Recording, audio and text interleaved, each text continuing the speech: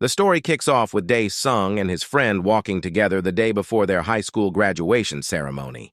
Everything seems normal until out of nowhere, something bizarre starts happening to Dae Sung. He feels an overwhelming force pulling him away, and no one can stop it. When he finally regains consciousness, he realizes he's in hell. Completely shocked, Dae Sung struggles to accept the grim reality.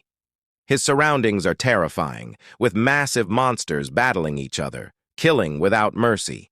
He hides, questioning how and why he ended up in such a place. After wandering for 10 days, hunger strikes hard. Hell has no day or night, no sunlight, and food is nearly impossible to come by. The only thing he can eat is the flesh of the monsters that roam around. Desperate and starving, Dae Sung bends over a rotting monster corpse, forcing himself to eat a small piece of its flesh. As he tries to stomach the meal, another monster suddenly appears behind him.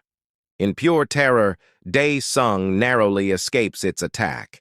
With nothing else to defend himself, he resorts to throwing stones at the creature. After a tense struggle, he manages to drive it away, still unharmed. Overwhelmed by stress, he breaks down in tears, crying out loud about how much he misses his mother. On the 39th day of Dae Sung's stay in hell, he noted with horror that in order to survive, he had to abandon his humanity. By the 51st day, Dae Sung had grown somewhat accustomed to hell, accepting the grim reality that he needed to eat the remains of dead monsters to stay alive. Suddenly, a screen appeared in front of him, notifying him that his level had been raised to 3. At first, he thought he had lost his mind, but after some reflection, he accepted the notification. After 7 years in hell, Dae Sung reached level 24, granting him significant survival abilities. By his 24th year, he was easily defeating most monsters. By his 51st year, Dae Sung had become strong enough to kill even powerful incarnations with little effort. By the 79th year, he was powerful enough to face the most formidable opponents. At this point, Dae Sung had an assistant who informed him that it was time for an audience with the Demon King, the one who had dragged him into hell 80 years ago. Eager for answers, Dae Sung quickly dispatched the smaller demons guarding the castle. However, the Demon Lord's gatekeeper soon appeared, furious and threatening to kill him for insulting the Demon Lord. Unfazed by the threats, Dae Sung engaged the gatekeeper in a fierce duel. The gatekeeper was incredibly powerful, but Dae Sung refused to back down and continued his relentless attacks.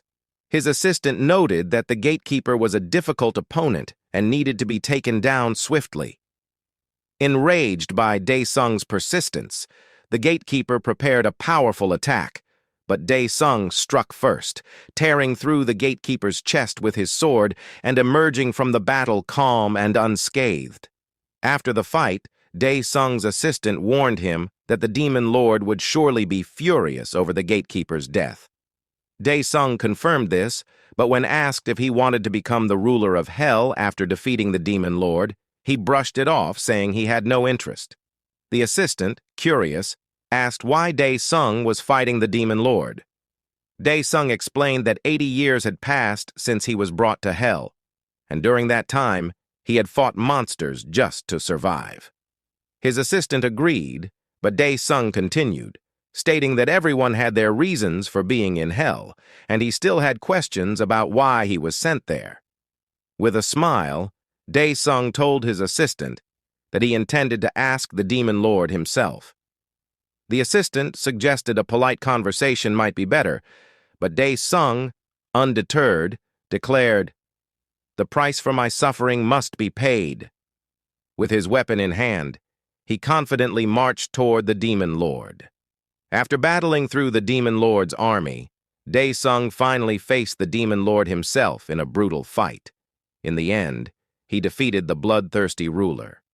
His assistant, bewildered, couldn't believe what he'd witnessed, calling Dae Sung a monstrous bastard for killing the god of demons.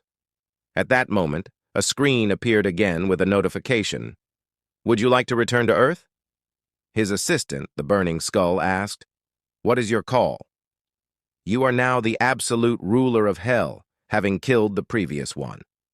After giving it some thought, Dae Sung decided to return to Earth, the one wish he had held on to for 80 long years.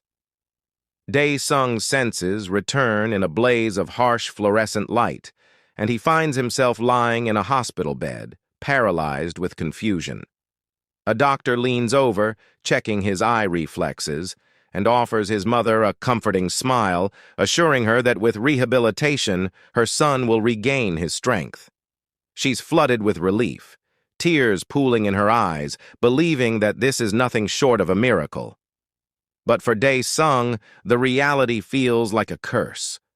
Suddenly he screams, the sound tearing through the room like a wounded beast, the agony so intense that he thrashes uncontrollably, ripping his IV from his arm. His pain-filled cries are guttural, primal, and the doctor tries to calm him, repeating, "Mr. Han Dae Sung, please calm down."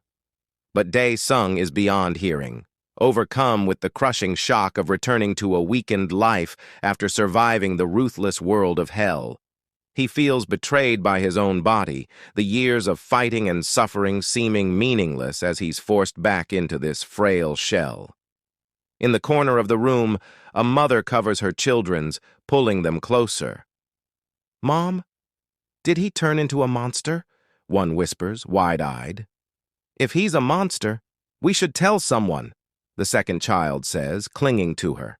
Dae Sung's wild confusion only intensifies as he glares at the approaching doctor.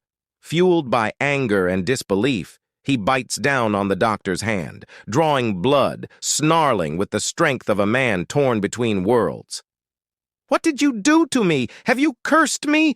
Poisoned me? What's happened to my body?" he demands, his voice full of fury and fear.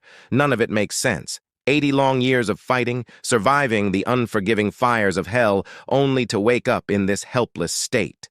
He tumbles out of bed, his weakened body collapsing to the floor with a thud. 2 staff members rush over, gripping his arms and hoisting him back up while he curses at them, clawing against their hold. Then, in the midst of his struggle, he catches a glimpse out of the hospital window, a massive wormhole swirling ominously in the sky. His heart stops. How could this be? His world has shifted once again, the sight reigniting questions he'd thought he left behind. Could hell have been real?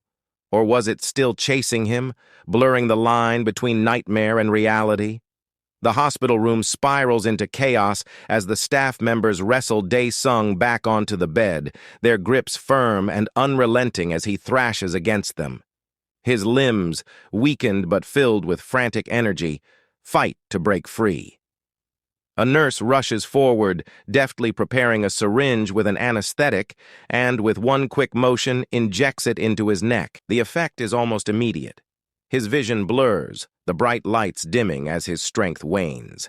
His heart pounds, racing with questions and frustrations that still rage within him. But as the sedative spreads, his mind becomes sluggish, and he struggles to keep his eyes open, every blink heavier than the last. In the fading clarity, one desperate thought claws its way to the surface. Was it all real? As Dae Sung's senses return, he finds himself gazing at a news channel on the hospital TV, where the broadcast confirms his suspicions. The wormhole he had seen wasn't a hallucination. It was indeed a gate, and a hunting team had been dispatched to deal with the monsters within. He watches, almost hypnotized, as the report shifts to the leader of the hunting team, sending updates to a man who's just arrived to meet him. Moments later, a familiar figure enters his room. It's his old friend, Chanho. Relief and confusion flood Dae Sung as he recognizes him, realizing in disbelief that Chanho is standing before him, alive and well. Chanho's eyes are bright, shocked, but overjoyed to see him awake. When Dae Sung, still dazed, asks who he is, the recognition flickers into place. His friend explains the unthinkable. It's been 10 years since Dae Sung suddenly collapsed on his way home, slipping into an unexplained coma. The revelation leaves Dae Sung reeling. He had believed he'd lost 30 years. But still, He can't shake the haunting memory of 80 years spent in hell. Chanho goes on to share that Dae Sung's mother has endured great hardship, working 3 jobs to keep him in the hospital. Then, with a hopeful smile, he encourages Dae Sung to start anew, mentioning that he's already arranged a job opportunity to help him rebuild his life. As Dae Sung is wheeled outside for fresh air by his mother, he can't help but feel a mix of guilt and resentment, a hatred for his frail, immobilized body that now depends on others to simply move. But before he can dwell on this bitterness, 2 men approach, demanding repayment of a debt his mother owes. She apologizes, pleading tearfully for just 1 more month, but the men are relentless. One of them sneers and shoves her forcefully, his threats growing more vicious as her voice trembles with desperation, begging him not to shame her in front of her son. Witnessing his mother's humiliation unleashes a seething rage within Dae Sung. He starts to hurl insults, calling the men vermin and scum. Enraged, one of the men grabs his sleeve, but his mother intervenes, pleading for her son's safety and reminding the thugs he's just a child. But Dae Sung won't yield. His face hardens in defiance, unwilling to back down. With a sadistic grin, the thug throws him roughly to the ground before unleashing a brutal beating on him. After throwing him to the ground, the thug delivered brutal, relentless kicks to Dae Sung, each one more merciless than the last, as his mother pleaded desperately for him to stop. Her voice trembled, begging them to leave her son alone, but her words fell on deaf ears. The thug ignored her pleas entirely, his kicks landing without pause, each strike echoing her helplessness and Dae Sung's mounting fury. As Dae Sung lies there, consumed by helplessness and yearning for his old strength, a flicker of familiarity appears before him. A sudden quest notification, floating in a status window that had been his lifeline in hell. His mind races, a glimmer of hope sparking amidst the chaos. Without a second thought, he accepts the quest, knowing it may be his only chance to reclaim control. In that moment, the bloodied earth beneath him and his bruised pride feel like stepping stones, a reminder of his relentless will to survive. Suddenly, everything around him halts, as if time itself has come to a standstill. His surroundings freeze, and Dae Sung's gaze is drawn to his status window, where the details of a new quest unfold. The quest conditions are clear. He must reach a specific point within an hour. The reward, should he succeed, is an elixir of recovery, a promise of restored strength, a glimmer of hope to reclaim the power he once wielded. Fueled by determination, Dae Sung contemplates whether his former strength could truly return. Spotting a red marker just 10 meters away, he attempts to stand, but when his legs fail him, a grin spreads across his face. With grit in his eyes, he begins crawling toward the target, feeling disgusted at the thought of complaining about something so minor. After all, he is the one who conquered hell itself. Each inch forward feels agonizingly slow. The centimeters stretch into meters, and each meter feels like an endless, punishing mile. Yet he refuses to relent, driven by the promise of reclaiming his power. At this pace, Dae Sung begins to doubt he'll reach the destination in time, yet he forces himself to stay composed. He knows, from hard-won experience, that the system never assigns tasks that are truly impossible. As seconds slip by, a thought sparks in his mind, a loophole. Recalling the quest's exact terms, he realizes he only needs to reach the destination, not crawl there himself. Annoyed at having missed such an obvious solution, he reaches for his wheelchair, moving slowly but with growing determination. Settling into it, he glances at the timer. Just 35 seconds remain. But he refuses to let doubt creep in. Tightening his grip on the wheelchair, he propels himself forward, each push bringing him closer. With sheer willpower, he manages to cross the final distance in the last second. As the quest completes, he immediately consumes the elixir he's been rewarded with. A wave of relief sweeps over him.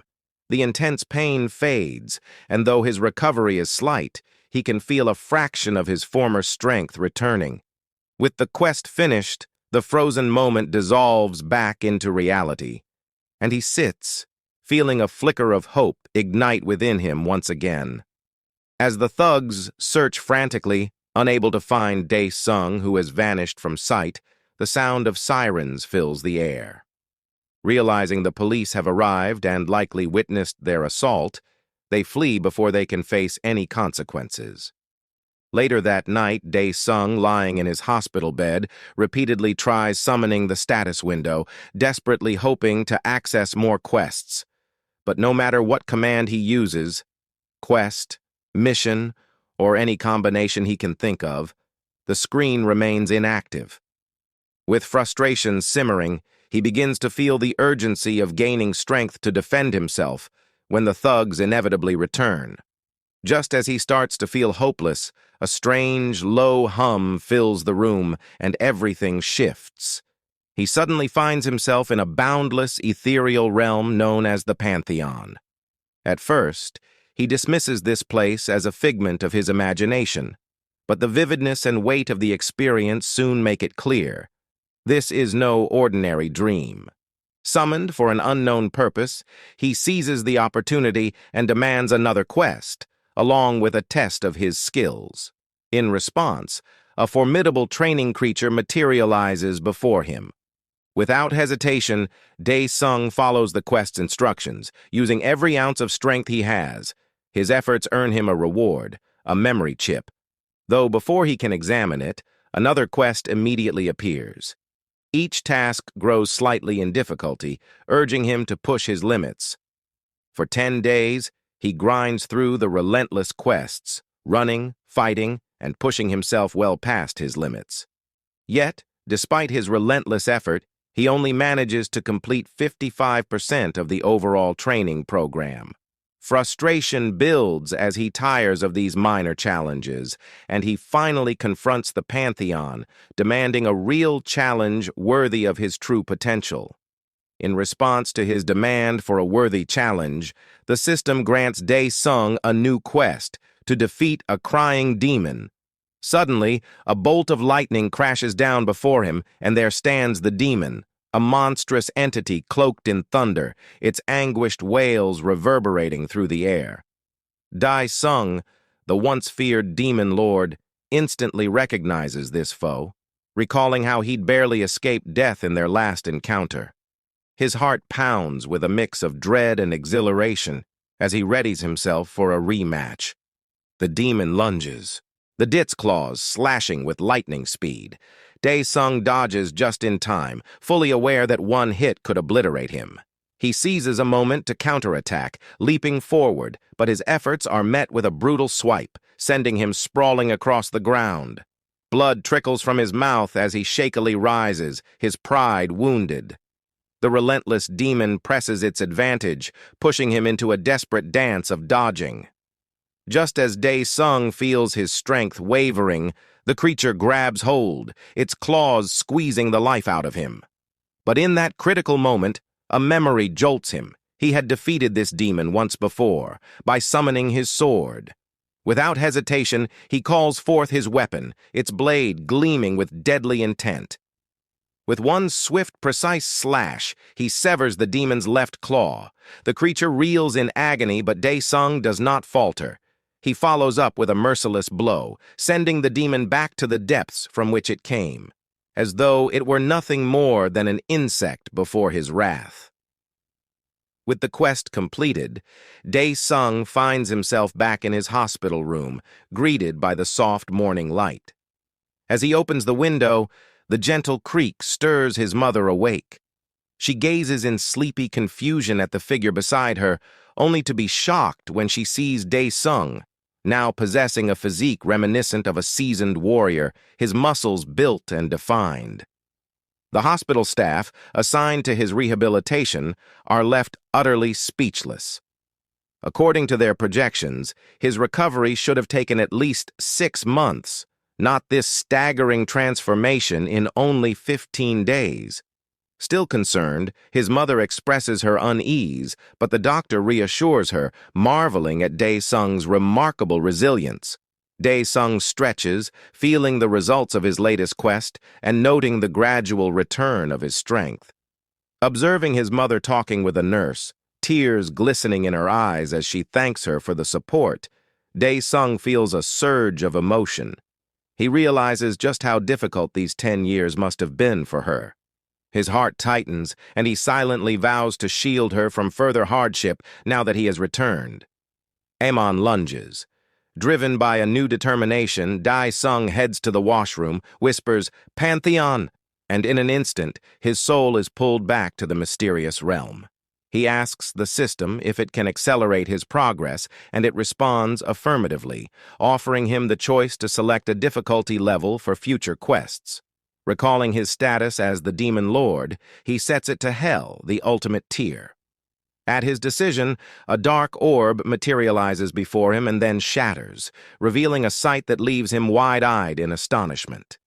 Standing before him is none other than a mirror image of himself, the absolute ruler of Hell, in his fullest, most terrifying strength. Dae Sung summons his sword, a thrill sparking through him at the prospect of facing his formidable mirror image. Wasting no time, his replica lunges forward with a powerful overhead strike.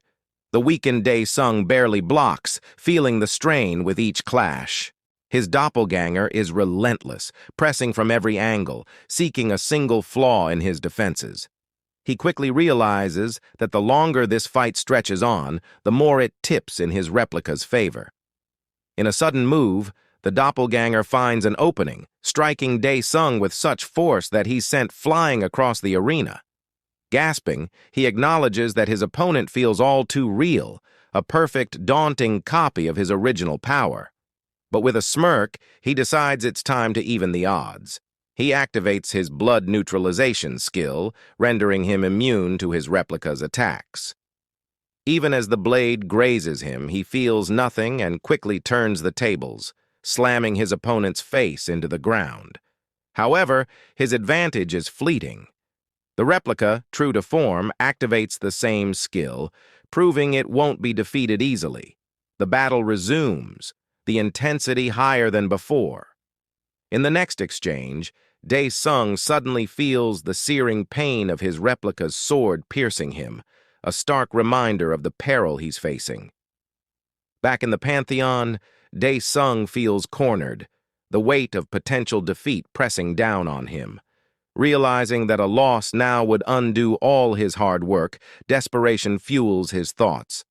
Searching for any edge, he quickly pulls up his inventory and finds a nutritional tonic, one of the rewards from completed quests.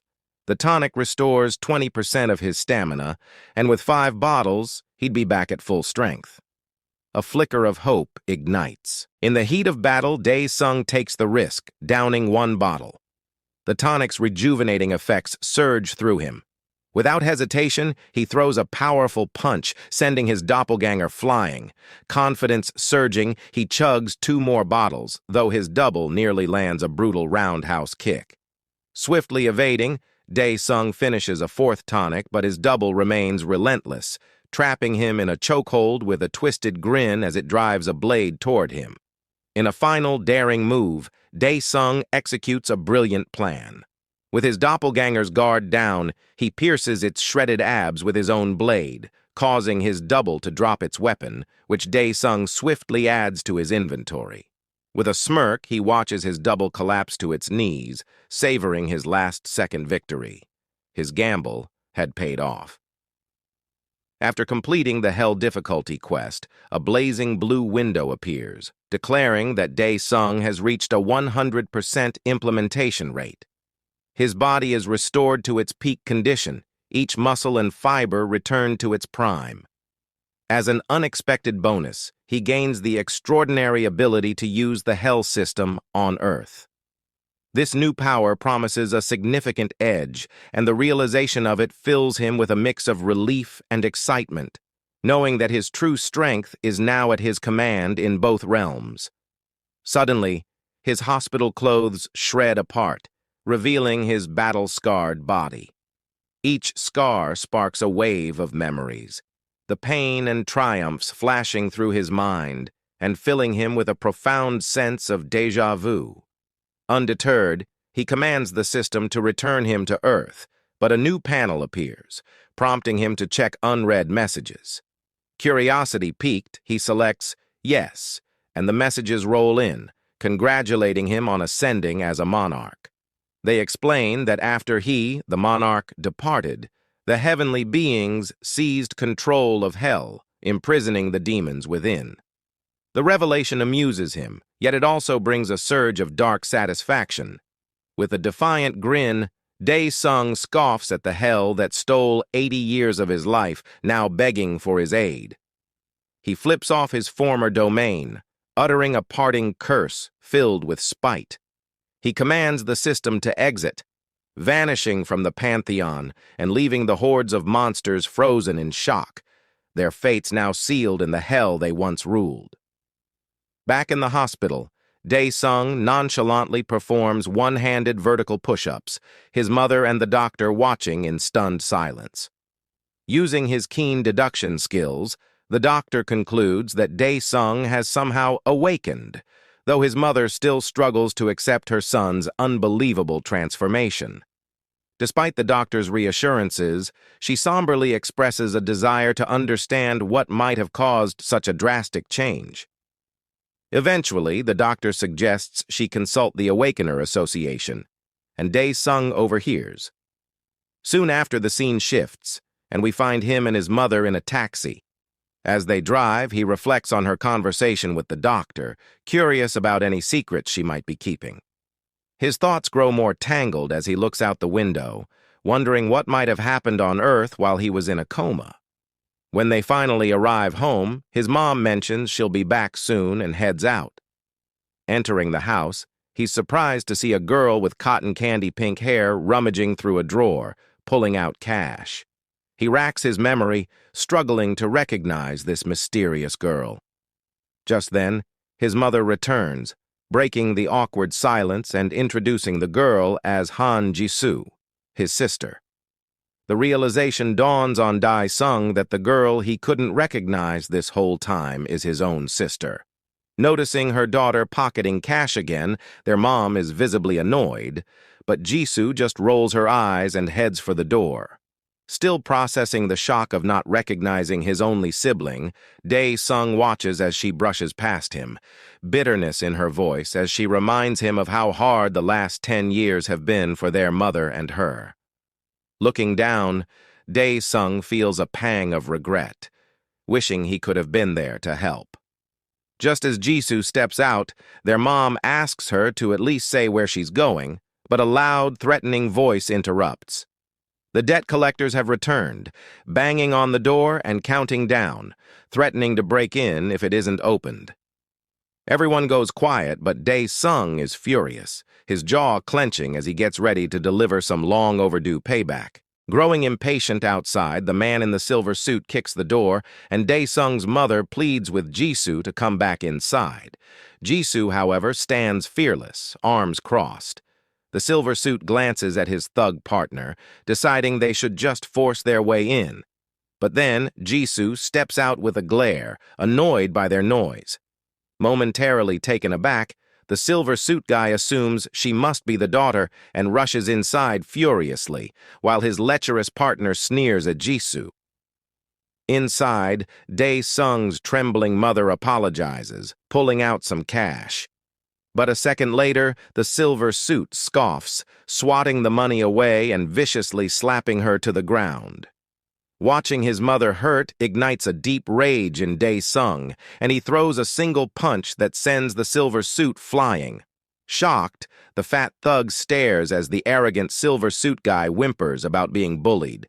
Grateful for this chance to handle things personally, Dae Sung turns on the thug, grabbing his jaw and laying down punch after punch, 100 times over, until the thug is sprawled on the floor, bloodied. Desperate, the thug grabs a wooden chair, swinging it with all his might, but Dae Sung punches right through it, sending the thug crashing into the wall. Frantically, the silver suit pulls a dagger, mocking Dae Sung. Unfazed, Dae Sung grabs his wrist and twists it with brutal force, avenging his mother. As the silver suit cries in pain, his hand limp, the fat thug warns Dae Sung he won't get away unscathed. Coldly, Dae Sung proposes a simple solution: leave no witnesses. But just as he's about to finish off the thug, he freezes at his mother's scream. She begs him to stop, her voice trembling. The two battered debt collectors scramble out of the house in tears, collapsing into their car. Driving off in disbelief, the silver suit anxiously asks his partner what they should do. Reeling from the realization that a kid who'd been comatose for 10 years could become so terrifyingly strong. Licking his wounds, the big thug tries to change the subject, but his attention shifts as he catches sight of Dae Sung's sister, Jisoo. Eyes lighting up with a twisted grin, he shouts to his partner, "Hey, isn't that the sister?" His gaze lingers a little too long, sizing her up. Sitting quietly in the yard, his mother began to recount everything that had happened while he was in a coma. She explained how, in the beginning, she'd rushed him from hospital to hospital, desperate to find out what was wrong but coming up with nothing. She eventually sold their house and gave up the shop, hoping he would recover quickly. But reality was far crueler, and their savings soon dwindled. Following a friend's advice, she took out a loan from a finance company, which turned out to be far more demanding than she'd anticipated. The debt kept snowballing, with interest piling up faster than she could repay. Listening intently, he then asked about his younger sister and her school situation, noticing how worn down she seemed. His mother's face grew somber as she explained that his sister had dropped out 2 years ago. Since then, she'd been taking up multiple jobs, working at a gas station during the day and a store at night. Their mother had even suffered an injury while working at a diner, which only pushed his sister to take on more shifts to make ends meet. Heartbroken, he shook his head, insisting that she should have stopped his sister from sacrificing her education. But his mother admitted that despite her efforts, there was little she could do to keep the girl in school. Just then, a phone buzzed on the floor. His mother picked it up, her face paling as she saw the caller. When he answered instead, the news on the other end enraged him. His sister had been abducted. The calm resolve on his face hardened, his expression shifting to one of fury. Meanwhile, in a darkened car, his sister sat bound and helpless as the thugs around her demanded her brother show up with 100 million or face the consequences. Over the phone, the thugs taunted him, challenging him to rush over if he dared. In anger, he gripped the phone tightly, suppressing the rage building within him. When his mother anxiously asked what was wrong, he reassured her that he'd be back soon, trying to hide his true intentions. However, she pleaded with him, begging him not to do anything that would land him in prison. The thought of him being behind bars terrified her, as she knew she couldn't bear the weight of losing him again. Just then, a familiar system screen appeared before him. Grateful yet annoyed at the timing, he noticed the system had granted him an adaptation reward. Though unimpressed with the delay, he quickly reviewed the rewards. A B-class poison skill, an A-class concealment skill, a D-class hell chlorination skill, and a unique shadow caster skill. Meanwhile, back at the gang's hideout, his sister was being dragged inside. A smaller thug voiced his fear, worried that the black-haired guy would come after them. The bigger thug scoffed, reminding his partner that they had a hostage to keep him in line. But as the elevator lights flickered ominously, tension filled the air. Suddenly, a shadowy figure materialized from the darkness, silently emerging behind the thugs. The sight of the eerie, dark silhouette sent a chill down the thug's spine.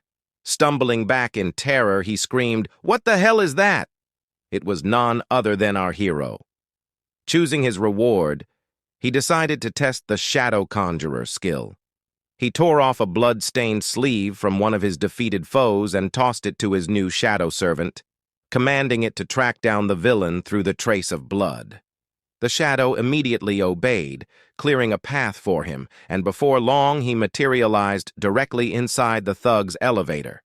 The smaller thug, now panicking, made the mistake of lunging at him but was swiftly knocked out.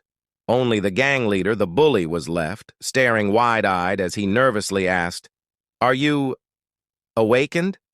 Unfamiliar with the term, our hero simply raised an eyebrow and asked what it meant. The elevator doors slid open, and the bully desperately shouted a warning to his gang, telling them an awakened intruder had arrived. He managed to order them to attack all at once before he was abruptly knocked out. The gang members surged forward, surrounding Dae Sung, their black-haired nemesis cloaked in a hood, but he showed no fear. As the lights flickered, his shadow struck first, a chilling blow taking down an attacker. The real Dae Sung moved behind another thug, landing a powerful punch. One by one, the gang members fell, and soon the corridor was drenched in red. Dae Sung stood alone amidst the chaos, victorious and unscathed. After freeing his sister, Dae Sung asked if she was okay. Relieved, he ordered her to head home, promising to come see her soon. His sister, still shaken, watched in astonishment at the trail of chaos and bloodshed. Dae Sung made his way up the stairs, soon encountering another group of gangsters lounging with cigarettes in hand. He mocked them with a smirk. "Everyone here is so weak. It's almost disappointing." Annoyed by his taunt, the gangsters bristled, just like all those who had crossed his path before, one of them sneering, "Is this the guy?" Without missing a beat, Dae Sung scoffed, "You devils only know how to talk so annoying." The gangsters get absolutely wrecked, one after another, until one desperately dials their boss, a massive man covered in tattoos that stretch across his bulging muscles. As he picks up, he grumbles, berating his underling for disturbing him during his sauna time. But the panic in his subordinate's voice presses him to come quickly. The audacity of being summoned infuriates him, but the sound of another thug getting knocked out on the other end tells him something is seriously wrong. Rising from his seat, he clenches his enormous fist in frustration, crushing his phone. "What a waste," he growls. Back at the gang's headquarters, the floor is littered with bloodied bodies. Dae Sung's shadow wraith glides toward another trembling gang member who pleads for mercy. Just as a wall explodes open, Dae Sung turns only to have his face gripped by a colossal man who slams him into the ground. The boss roars about the destruction Dae Sung's caused, but Dae Sung, brushing off the hit, reflects on how neither his mother nor sister seem surprised by his powers, hinting that others with abilities like his might also exist. Emerging from the dust, Dae Sung's calm demeanor shocks the boss, who realizes this chaos has been caused by one guy. Dae Sung asks if he too is an awakener, but the boss just grins, boasting that he'll send Dae Sung back to hell. At the mention of hell, Dae Sung narrows his gaze as the muscular giant's clothes burst, muscles flexing with raw power. Unimpressed, Dae Sung lands a powerful punch to the boss's face, taunting him as he's thrown into the wall. The boss attempts to rise, furiously claiming he's not beaten yet, but Dae Sung's barrage of kicks quickly brings him to his knees, driving home what true hell really means. Desperate, the boss begs for his life, even offering up his money and assets. Intrigued, Dae Sung questions him about the gang's stash. Trembling, the boss points him toward a closet with a safe and flees to his car in the parking lot, swearing revenge through gritted teeth. But just as he thinks he's safe, Dae Sung appears beside him, casually reminding him he forgot to mention the safe's password. The boss, on the brink of a breakdown, hears Dae Sung's chilling words that he can reach him anytime, anywhere, leaving the terrified man shattered. Later, as if out of nowhere, a portal opens, spilling over 500 million won right in front of Dae Sung. Grinning like a greedy goblin, he instantly starts fantasizing about all the things and apartments he could buy. His first stop?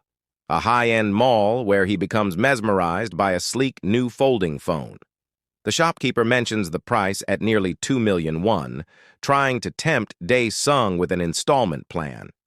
But Dae Sung, unfazed, slaps a crisp 5 million won on the counter and buys not one but two models, shocking the shopkeeper, who accepts the cash with a hint of suspicion as if the price might have been adjusted. Back home, Dae Sung casually leaves his new shopping bag in the room, just as his mother calls him over for dinner. Before she can even ask where he's headed, he vanishes out the window. He's meeting his friend Chanho for dinner at a restaurant, and Chanho is stunned, hardly recognizing Dae Sung with his notably bulked-up physique since just a few days ago. The two start their meal with a drink, and Chanho steers the conversation toward the future, reminding Dae Sung that they're no longer carefree students.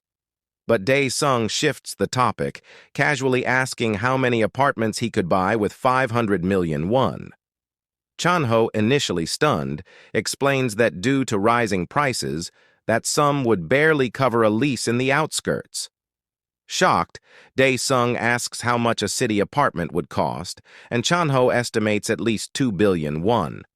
Sighing, he tells Dae Sung that the world has changed dramatically since his coma. Getting to the heart of the matter, Chanho asks if Dae Sung is awakened.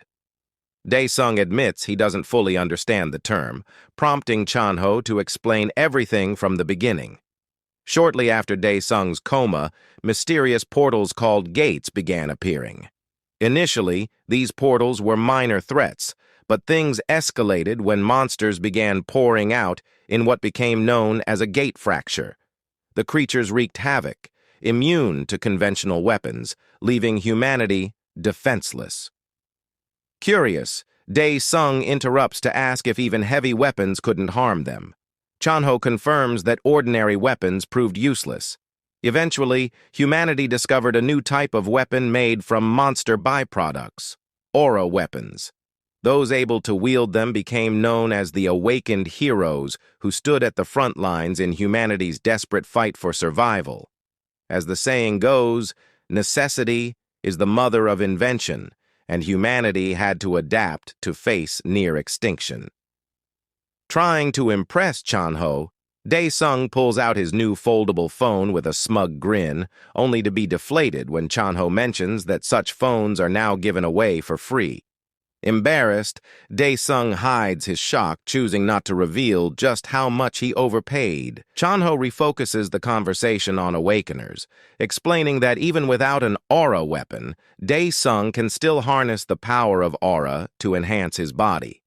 He also remarks that he's heard rumors about Dae Sung's recent clash with a notorious gang, adding that his improved physique hasn't gone unnoticed. Seizing the opportunity, Dae Sung slyly asks if Chanho would still be as generous and respectful if he weren't an Awakener, hinting at his plans to leverage their friendship. Chanho, annoyed by the suggestion, is about to retort when suddenly a gate fracture erupts above them.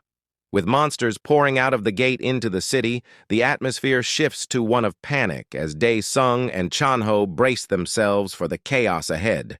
Monsters were visible beyond the gate as they stepped out one after other. Soon the area was filled by the disgusting creatures. As the monsters' wooden weapons slam into the ground, tremors ripple through the earth, amplifying the terror in the crowd. Their guttural growls send waves of fear through fleeing citizens, while Dae Sung, unfazed, sizes up the unfamiliar creatures, finding them unlike the beings he fought in hell. Wasting no time, he stamps his foot into the ground, cracking the pavement and launching a chunk of it toward the advancing monsters. However, his attack is deflected as a shimmering shield appears, blocking the debris mid-flight. Chanho hurriedly warns Dae Sung that conventional weapons are useless against these creatures, and when one monster lunges at them, Chanho closes his eyes, bracing for impact. Instead, the wet sound of splattering blood shocks him into opening his eyes, where he sees Dae Sung standing over the monster's headless body.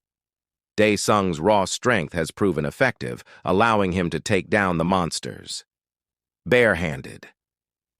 Chanho watches in awe as Dae Sung systematically decimates the group, marveling at his friend's power, wondering if Dae Sung is now a B-class Awakener. Yet with the crowd's safety at stake, Chanho redirects his thoughts to leading people to safety. He raises his voice over the chaos, assuring the crowd that he knows a secure route through the sewer system.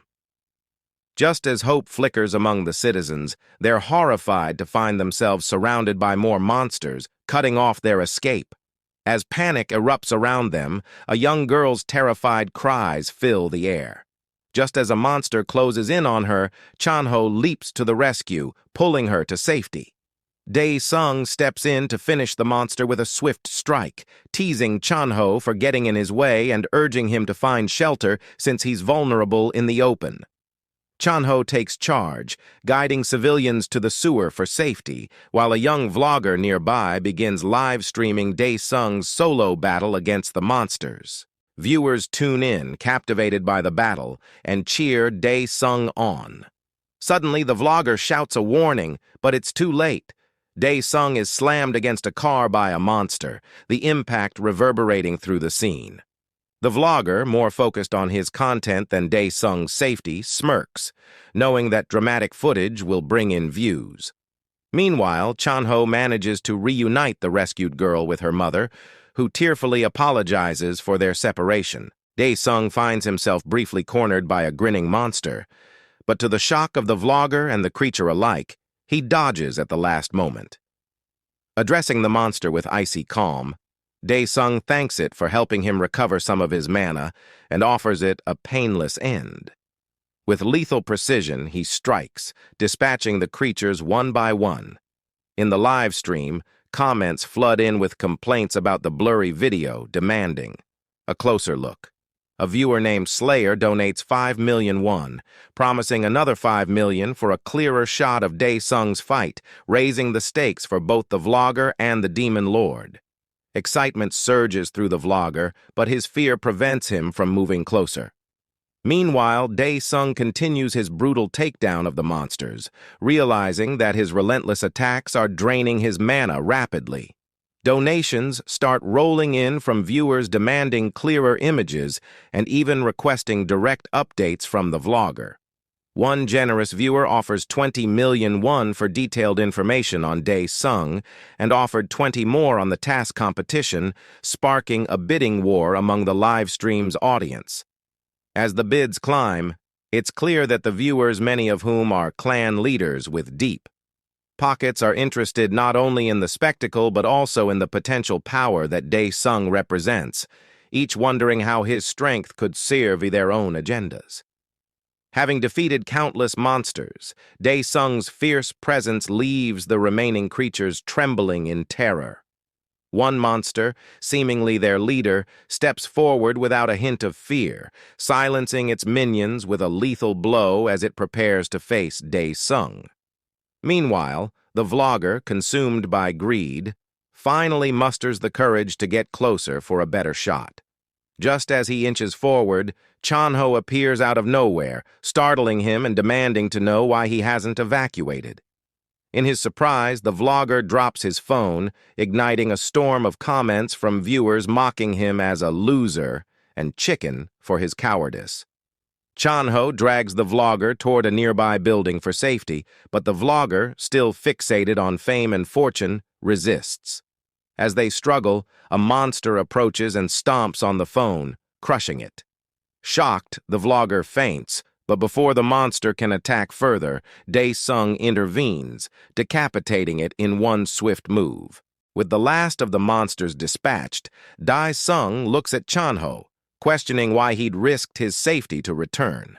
Chanho admits he couldn't bear the thought of his friend fighting alone, even amidst the chaos. Dae Sung smiles, assuring Chanho he'll be fine, and requests him to wait around for about 20 minutes, mentioning he needs to visit a specific place.